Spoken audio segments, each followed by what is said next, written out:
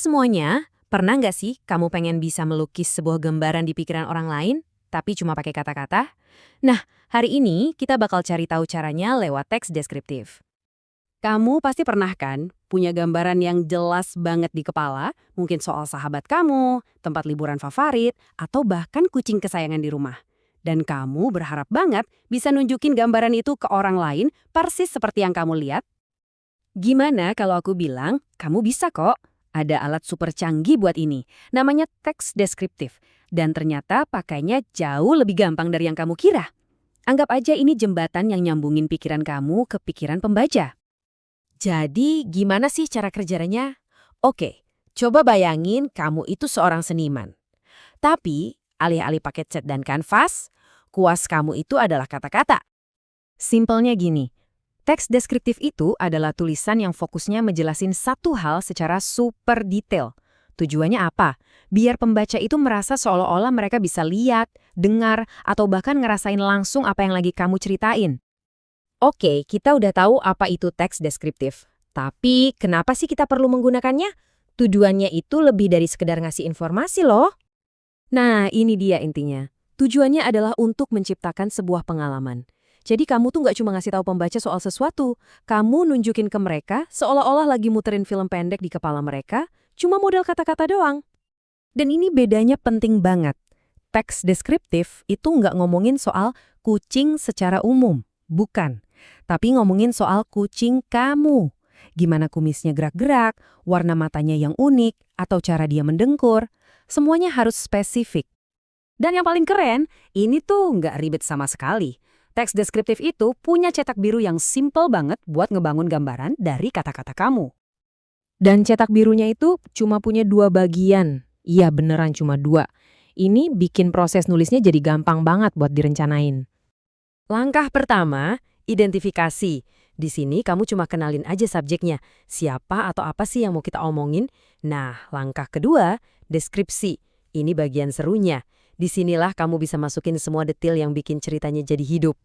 Yuk kita lihat contohnya langsung. Bagian identifikasi ini jelas banget ngasih tahu kita siapa subjeknya, sahabat si penulis, namanya Hani, teman sekelasnya di SMP. Simple dan langsung ke intinya kan? Terus kita langsung lompat ke bagian deskripsi. Nah, di sini penulisnya mulai melukis, ngasih kita detail-detail spesifik tentang penampilan Hani. Kamu udah mulai bisa ngebayangin mukanya kan? Nah, buat bikin deskripsi yang keren, kamu butuh beberapa alat bahasa khusus. Anggap aja ini kayak perlengkapan wajib buat seniman. Di dalam kotak perkakas ini, ada beberapa alat utama yang bakal sering kita pakai buat nambahin detail, nyatain fakta, dan ngegambarin kebiasaan. Yuk kita bedah satu-satu cara kerjanya. Kata sifat, contohnya cantik atau panjang, itu gunanya buat ngasih warna dan tekstur ke deskripsi kita. Terus simple present tense, kayak dia memiliki, itu dipakai buat nyatain kondisi yang tetap. Ini bikin deskripsinya kerasa nyata dan solid. Terakhir, ada kata keterangan kayak sering atau selalu, yang nunjukin seberapa rutin sesuatu terjadi. Jadi ada lapisan detail baru soal kebiasaan. Coba bayangin, kita cuma bilang kalau seseorang ngebantuin temennya ngerjain PR.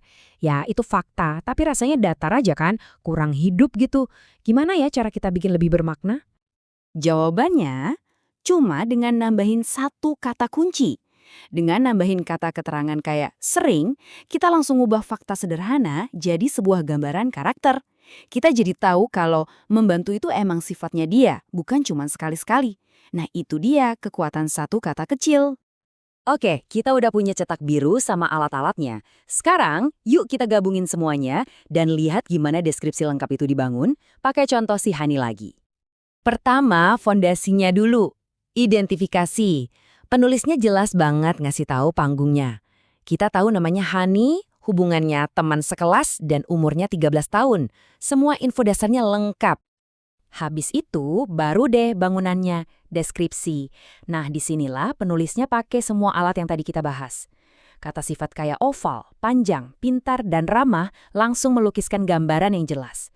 Kita dapat detail fisik kayak tingginya, sekaligus kepribadian dan hobinya juga. Kita udah bongkar pasang cara kerjanya, lihat semua komponennya, dan analisis contohnya. Sekarang, bagian yang paling penting. Giliran kamu buat nyoba sendiri. Jadi, buat ngingetin lagi ya, kuncinya cuma 2 langkah. identifikasi, lalu deskripsi.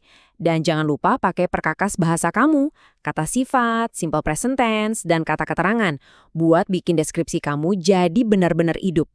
Jadi aku mau tinggalin kamu dengan satu pertanyaan. Coba deh pikirin seseorang, sebuah tempat, atau sesuatu yang berarti banget buat kamu. Dengan semua alat ini, kira-kira hal menakjubkan apa yang bakal kamu hidupkan dengan kata-katamu? Dunia udah nungguin buat melihat dari sudut pandang kamu.